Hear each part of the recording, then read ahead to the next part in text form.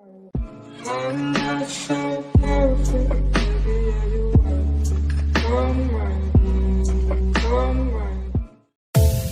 datang di podcast Pemuda Lajang. Dengerin sambil rebahan atau olahraga? Bisa kok. Ayo kita mulai. Assalamualaikum warahmatullahi wabarakatuh. Waalaikumsalam warahmatullahi wabarakatuh. Bertemu lagi bersama Naldi Ervanda, Ivan Tesaro di podcast Pemuda Lajang. Walaupun di suasana weekend kayak gini, orang-orang pada bercengkrama bersama orang-orang yang disayang. Waduh, pada pelukan tuh di pojokan. Waduh, meluk apa? Wah, ternyata meluk diri sendiri. Aduh, kesian banget ya. Kita juga gitu sih. Kita pelukan juga nih. Enggak. Gue cukup peluk guling aja di weekend ini. Iya. Sambil rebahan santuy gitu ya. Nah, ngomongin rebahan santuy, Pak. Aku kemarin rebahan santuy sudah masuk jam 10 malam. Tiba-tiba apa itu? Kucing apa? Ribut banget di luar. Oh, ributnya gimana tuh? Ike, meong, Ike. Ya kan kurang mereka meong. Oh iya. Apa kan udah kucing kawin, Pak. Kucing kawin, enak banget ya. Kucing aja tiap hari bisa kawin. Kita gimana nih? Kawin seenak kayaknya. Enak banget kawin. Nikahnya? Salah. Oh gimana? Nikah dulu. Baru kan kawin. Di depan penghulu ya. Baru kawin. Tapi di KTP tulisannya kawin. Dan kita ngomongin kawin. Sebenarnya kita pengen ngomongin macam-macam kawin yang ada di Indonesia, dari kawin culik sampai kawin colong. Wah, kawin colong, kawin culik, mantap. Ada kawin colok nggak? Ya pastilah habis kawin dicolok kan. Oke, ini dia ada beberapa tradisi nikah atau nikah kawin di berbagai daerah, dari kawin culik sampai kawin colong yang kita sebutin tadi ya. Oke.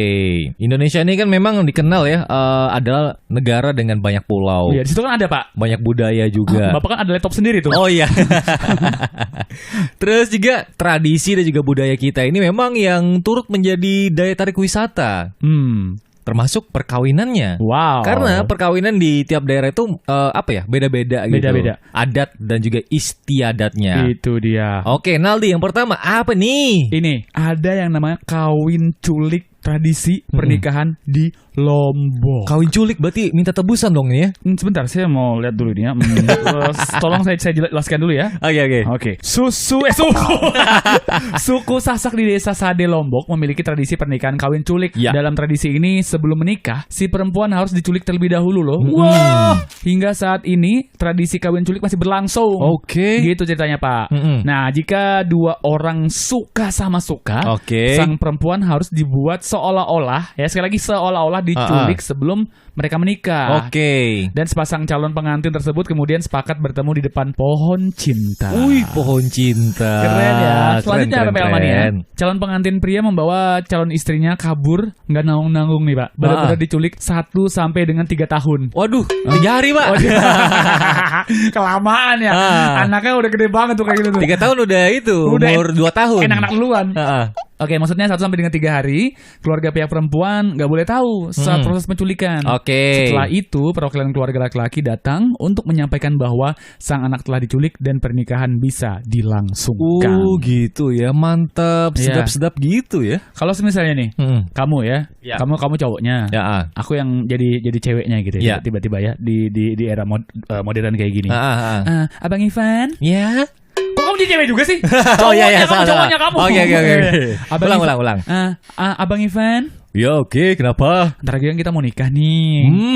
Kapan dong kamu culik aku? Nanti ya, malam Jumat. Waduh, tapi jangan lupa bawa karung ya. Betul sekali. Saya ikat terus saya buang sungai. Oke, kalau itu mah culik beneran mah. Aduh, asal jangan dimutilasi. Iya, lanjut itu mah. Nah, selanjutnya ada perkawinan dalam tradisi Bugis Makassar. Wah, apa tuh? Pasti ada uang panaik atau uang belanja untuk mempelai wanita ya, yang diberikan oleh sang pengantin pria. Ini merupakan tradisi adat suku Bugis Makassar di Sulawesi Selatan. Dan nilai uang panaik bisa sangat fantastis. Yang ditentukan oleh tingkat pendidikan pengantin perempuan, pekerjaan, dan juga garis keturunan. Wah, serem ya. Nilai uang panaik yang mahal kerap dipertanyakan. Konon para orang tua ingin melihat keseriusan calon menantu meminang anak gadisnya. Dan keseriusan itu bagi mereka akan terlihat dari upaya mereka untuk menyediakan uang panaik. Ada yang sampai miliaran, ratusan juta gitu, kerbau, emas, dan lain sebagainya. Ya. Dan kenapa kamu bilang ini serem? Ya serem aja Pak, karena saya tidak punya uang sebanyak itu. Emang ada pernah punya cerita temen gitu, teman kamu cowok yang nikahin? Oke, kalau temen-temen sih kayaknya ada ya, ngelihat dari instastory mereka. Instastory mereka itu mengumbar kalau memang pernikahan seperti itu ya mewah lah. Iya. Kita ngelihatnya aja udah wah. Kerjanya apa ya? Kerjanya apa ya cowok ya? Kurang tahu juga pengusaha sih. Ya? Mungkin pengusaha gitu ataupun kerja di tempat yang jabatannya tinggi. Betul. Tapi kalau yang namanya jodoh sudah Pak ya.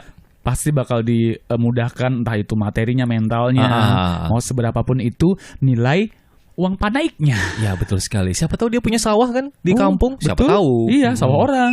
Tinggal dijual gitu. Sawah orang kok mau dijual sawah sendiri. Iya. Berikutnya, ada kawin colong. Wah, siapa itu dicolong? Colong. Tolong Pak. Kawin colong dalam tradisi pernikahan suku Using. Wih, aku baru tahu nih ada suku Using. Oh, di Banyuwangi ternyata Pak. Oke, Banyuwangi ya. Ya, masyarakat adat Using mengenal istilah kawin colong. Artinya menikah dengan membawa lari pasangan terlebih dahulu. Berarti sama kayak itu ya? Kawin lari lah ini. Kawin lari ya? Iya benar. Nah, kawin colong terjadi karena salah satu atau dua orang tua nggak sepakat. Ada konflik dulu ternyata. Iya. Hal ini terjadi ya karena sudah dijodohkan atau beda status sosial. Dalam tradisi kawin colong, orang yang berperan penting menjadi perantara hubungan adalah colok. Itu namanya colok. Aduh, colok hatiku abang. Waduh, colok. Aci dicolok. Alah apa sih? Colok dianggap sebagai juru damai dan juga penyampai pesan. Nah, kalau nggak ada colok, pernikahan akan berjalan tanpa restu. Biasanya keluarga laki-laki mencari orang yang berpengaruh, kayak sesepuh desa atau ulama sebagai coloknya. Penengah. Sebagai negosiator ya. Tujuannya agar orang tua pihak perempuan segan serta bisa luluh hatinya. Kawin colong menggambarkan kearifan masyarakat Using menghadapi persoalan. Untuk saat sekarang di era modern ini masih ini nggak ya? Ada orang tua yang nggak setuju gitu ya? Iya, dan masih ada nggak yang kawin colong kayaknya sih untuk tradisi di sana kayaknya masih ada mungkin masih ada kali ya. Dan mungkin di sini juga ada kali ya. Iya. Jadi terkadang perbedaan status sosial ini kan menjadi masalah juga. Si ceweknya orang kaya, si cowoknya orang miskin mungkin. Terus orang tuanya nggak setuju. Terus si cowoknya ini ngajak ceweknya kawin lari. Nah, kalau gitu kamu culik aku deh, colong aku. Enggak. Kita bisa lari di balik kota. Males. Nanti kurus lagi. Ada yang mau kita colong gak nih? Iya sih. PPL mania yang ladies. Kita siap loh colong loh. Tapi jangan laporan polisi ya. Jangan. Kita kan sayang sama kamu. Homo banget sih berdua. Lanjut.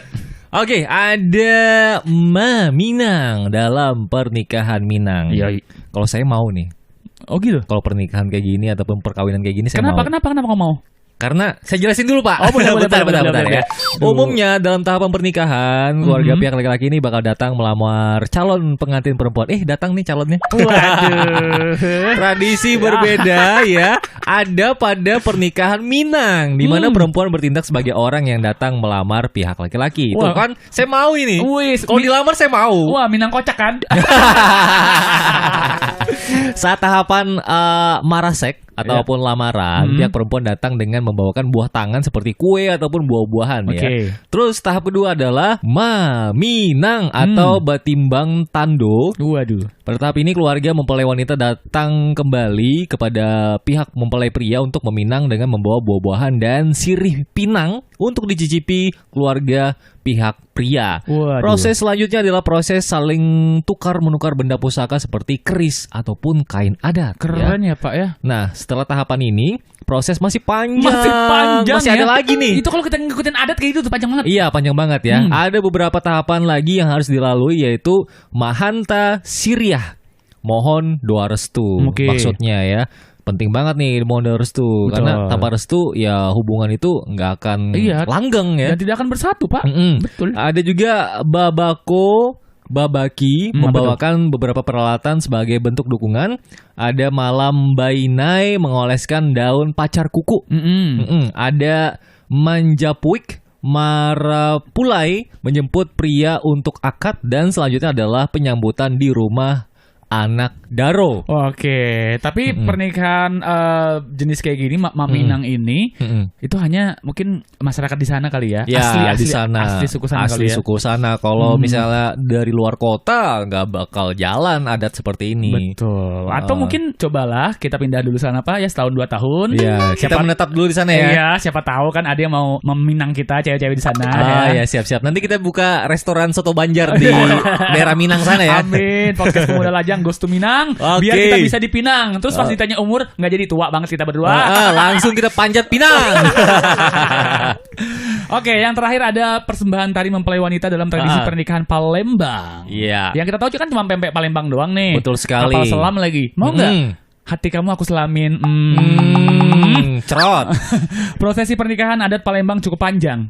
Tahapan itu dimulai dengan madik, melihat, menyenggung, ngebet atau diikat, kemudian berasan, artinya bermusyawarah. Ada lagi mutus ke kato, nganter ke belanjo, ritual menjelang akad nikah, dan munggah. Munggah itu merupakan bagian terakhir dari puncak perkawinan adat Palembang yang melibatkan kedua belah pihak dan juga tamu undangan. Prosesi dimeriahkan dengan tabuhan rebana yang mengiringi pengantin pria. Ada silat juga, bukan silat lidah ya. Ada pantun juga ya. Cakep. Dan sejumlah prosesi lainnya yang syarat makna seperti buka tirai. Ini tanda pertemuan pertama lelaki dengan wanitanya. Dan diakhiri dengan persembahan tari dari pengantin wanita. Mantap sekali. Itulah budaya Indonesia sangat bervariasi sekali. Dan kalau Naldi nanti pilih adat yang mana ini? Kalau aku sih maunya uang panaik lah. Oh gitu? Iya. Kenapa uang panaik kan mahal? Jadi doa aja, siapa tahu kita orang kaya kan. Jadi orang kaya Pak. Rezeki itu memang gak kemana ya. Rezeki itu selalu cukup. Gaji yang kurang terus. Aku yakin kamu kawin culik enggak, kawin colong enggak. Kayaknya kamu kawin cucok deh. Kawin cucok ya? Iya. Kok tahu? Kawin sama kakek Susan tuh. Susan itu salah satu maskot Samarinda di Samarinda lah ya. Pokoknya kalau nggak ada kakek Susan nggak seru Samarinda ini. Lebih terkenal kakek Susan daripada kakek Sugiono kayaknya. Oke. Apapun bagaimanapun adat istiadat mudah-mudahan ini bisa berjalan, dan yang paling penting adalah tetap kembali ke sakralnya pernikahan itu seperti apa. Betul sekali. Tapi saya harap sih wajibnya pernikahan kan saksi. Apalagi pengantin, saksi pengantin, apalagi terus juga mahar ada mempelai wanita, pria, penghulu gitu. Udah itu aja sebenarnya. Ya saya harap sih mahar itu murah lah. Amin. Karena sebaik-baiknya wanita itu adalah yang maharnya murah dan tidak memberatkan. Ini dia yang berarti jujurannya. Ya. Dengarkan kalau sanggup curhatku. Ya. Kalau sanggup nggak masalah sih ngikutin adat. Betul. Tapi lebih bagus ya agama. Kembali ke agama lah. Itu dia kan ada 4 kriteria dalam mencari jodoh. Apa aja tuh? Yang pertama dilihat dari mukanya, parasnya. Cantik nih. Waduh. Kalau ngomongin muka paras, seiring berumur tua, pasti akan keriput ya, mata panda, terus bergelambir. Itu akan terjadi pada setiap wanita ataupun pria gitu. Kemudian hartanya. Oke, harta bisa habis, bro. Betul. Keturunan. Ya kita nggak tahu walaupun kamu keturunan dari kerajaan mana, Sangkarta mana, kan tergantung kamunya sendiri. Iya. Nah, yang terakhir agamanya, Pak. Oke, agama. Itu yang paling penting banget tuh. Karena nanti yang akan ngurusin anak-anak kita kan tentu saja kita berdua gitu. Betul. Istri dan juga suami. Kalau agamanya pas-pasan, cetek, nanti anaknya mau jadi apa itu gitu. Dia. Ibu adalah madrasah pertama untuk anak-anaknya. Betul Masya sekali. Allah. Beberapa episode ini kita menjadi bijak sekali ya. Ilmu agama kita ya lumayan lah insya Allah ya. Mantap. Ya sekianlah untuk bincang-bincang kita mengenai tradisi pernikahan ataupun juga kawin di Indonesia ya Pak ya. Oke, kita bukan maunya menggurui ya, tapi kita cuma mau ngasih semacam kayak pembelajaran buat kita dan juga buat orang-orang yang lagi dengerin podcast PPL ini ya. ya. Iya, podcast Pemuda Lajang. Akhirnya kita pamitan dulu ya. Kita mau nyari ya, siapa tahu ada yang mau nyulik kita. Nyulik kita buat talk show gitu. Ataupun buat makan bareng gitu. Atau mungkin makan bareng terus membangun rumah tangga bareng. Asik. Naldi Arvanda, Ivan Desaro. Pamitan yuk di podcast Pemuda Lajang.